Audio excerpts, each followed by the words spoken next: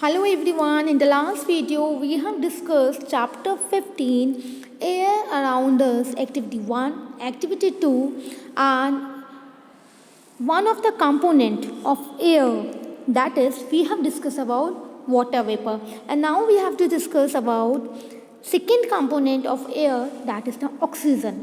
Okay, so to find out to know more about oxygen we have to perform an activity. So let's perform the activity now. For this activity what you require, you have to take two candles and both the candles should be of the same length. दोनों candles same length के होने चाहिए.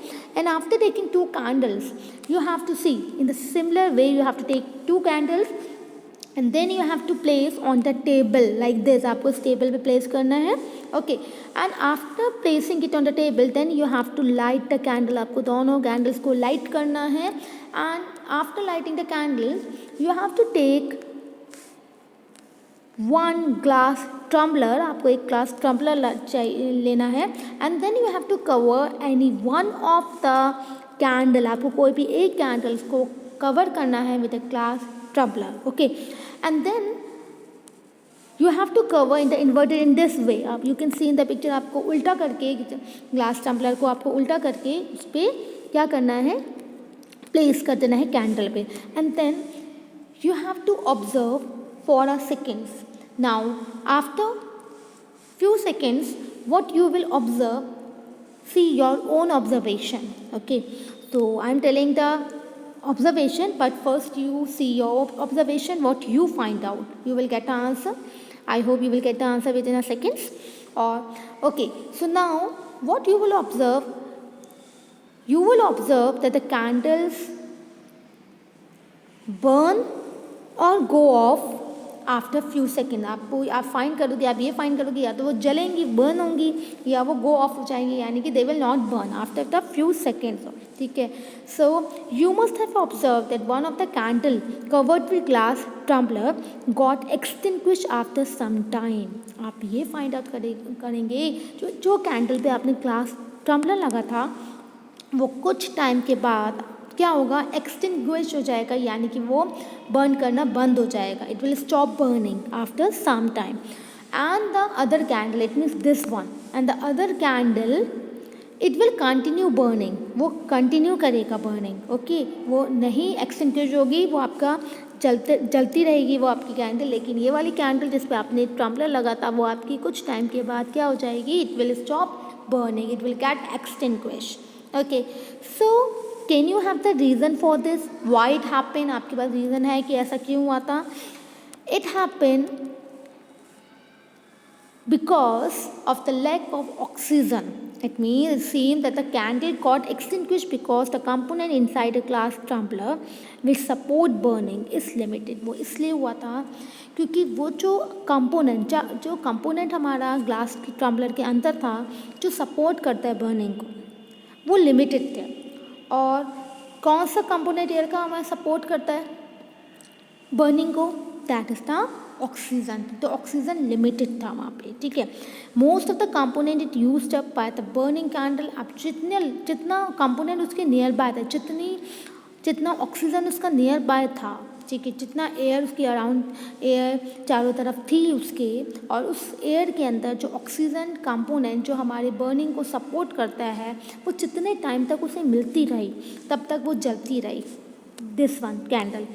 और तब वहाँ से finish हो गई, यानी कि क्योंकि हमने उसके ऊपर क्या रख दिया था, ग्लास टम्बलर रख दिया था, तो उसकी जो सप्लाई थी एयर की वो वहाँ पे स्टॉप हो गया. एयर की सप्लाई स्टॉप हो गई तो उसका जो कंपोनेंट है एयर का, it means oxygen component that support burning, it also stop, वो भी स्टॉप हो गए. That is why this candle stop burning after some time. May be you got answer now, isn't it? However, the other candle is getting continued supply of air. लेकिन इस वाले को continuous supply मिला है air का. This component of air which supports burning is known as oxygen. Okay, तो जो support करता है हमारी बर्निंग को, इस बर्निंग के को सपोर्ट करने वाले कंपोनेंट को हम ऑक्सीजन बोलते हैं. Now is it clear? Oxygen is responsible for burning, for supporting burning and carbon dioxide. Remember, carbon dioxide support extinguish. अगर किसी चीज़ को एक्सटिंग्विश करना है, आपको बर्न करने से स्टॉप करना है, तो कौन सा कंपोनेंट सपोर्ट करेगा इसे? Carbon dioxide. Okay, so now we will learn about next component, that is a nitrogen. Nitrogen, we have learned about water vapor, we have learned about oxygen, and now come on the third component, that is a nitrogen. In activity 3, did you observe that air is still present in the glass bottle even after the candle blew out? आपने क्या, जो हमने अभी activity की थी, इस activity third में, यानी कि ये वाली जो एक्टिविटी अभी हमने परफॉर्म की थी, ये वाली एक्टिविटी, इसमें आपने ऑब्जर्व किया होगा कि एयर जो still present in the glass bottle, जो हमारी ग्लास बॉटल के अंदर जो एयर तो प्रेजेंट है, इस ग्लास बॉटल के अंदर हमारी एयर तो प्रेजेंट है. ऑफकोर्स मैंने अभी आपको बताया था, अगर कोई भी चीज़ एम्प्टी है तो एग्जैक्टली आपको वो एम्प्टी लग रही है, but that is not empty. Air is present inside it, air is all around us. Yes, तो एयर तो अभी भी उसके अंदर प्रेजेंट है ग्लास बॉटल में. Even after the candle blew out, candle blue हो गई, एक्सटिंग्विश हो गई, स्टॉप हो गई बर्निंग, लेकिन तब भी उसके अंदर क्या प्रेजेंट है? एयर प्रेजेंट है. This indicate that presence of some component in the air which does not support burning. इसका मतलब है अब एयर के अंदर ऐसे कंपोनेंट बचे हैं जो बर्निंग को सपोर्ट नहीं कर पा रहे हैं. And the major part of air which does not support burning is nitrogen. और जो पार्ट बर्निंग को सपोर्ट नहीं कर रहा है वो नाइट्रोजन है. यानी कि आपके माइंड में आया होगा कि अभी हमने ये रीड किया था कि एम्प्टी नहीं होता कोई भी कंटेनर, एयर प्रेजेंट होती है. जब हमने इस कंटेनर्स को इसके ऊपर लगा दिया था, कैंडल के ऊपर, कैंडल के ऊपर हमें लगा दिया था, तो क्या हो गया था? ये एक्सटिंग्विश हो जाता.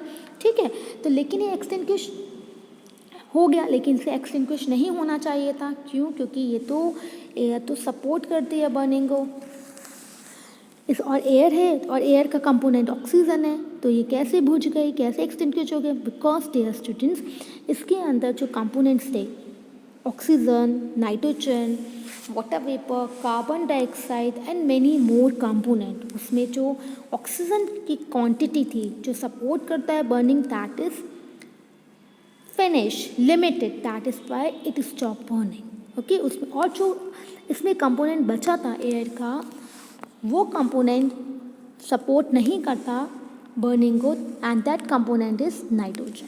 Okay, so here we have learned about nitrogen, and nitrogen is present in the major part. Okay, next component we are learning about the carbon dioxide. In a closed room, if there is some material that is burning, अगर आपके closed room में कोई ऐसा material है जो जल रहा है, you may have felt suffocation. तो आपको क्या होगा? अगर आपके रूम में कोई चीज़ जल रही है तो आपको क्या फील होगा? सफोकेशन फील होगा. And that is due to the excess of carbon dioxide that may be accumulating in the room. और किसकी वजह से होता है?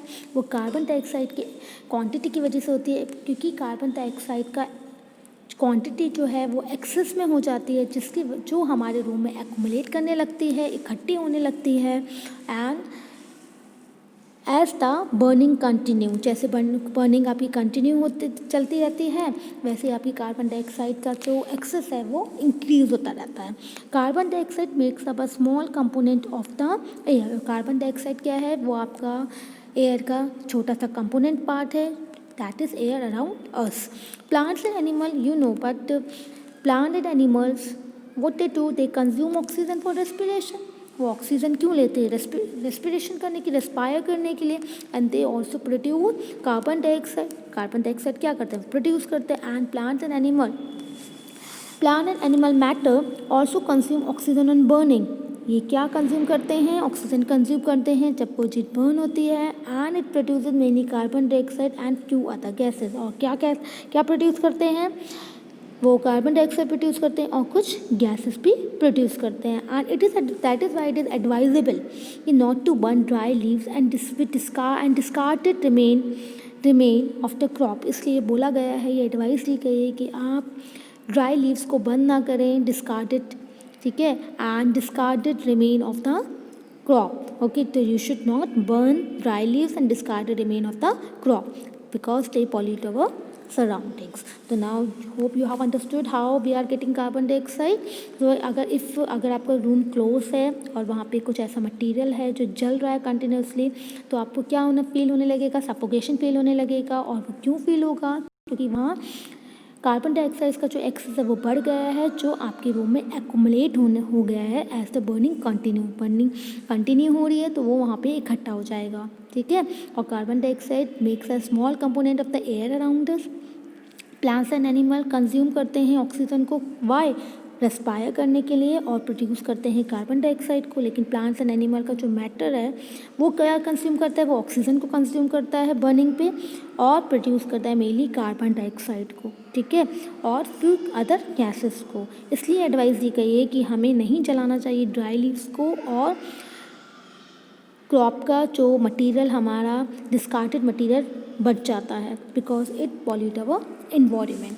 Now we are discussing about the last component of our air, that is the dust and the smoke. Dust and the smoke. What is dust and smoke? You know, we have seen around you. The burning of fuel produces smoke. जब कोई चीज़ fuel जलता है तो उससे क्या निकलता है, धुआं निकलता है, स्मोक निकलता है। Smoke container few gases, smoke में थोड़ी गैसेस होती हैं और फाइन डस्ट पार्टिकल्स भी होते हैं जो हमारे लिए बहुत हार्मफुल होते हैं।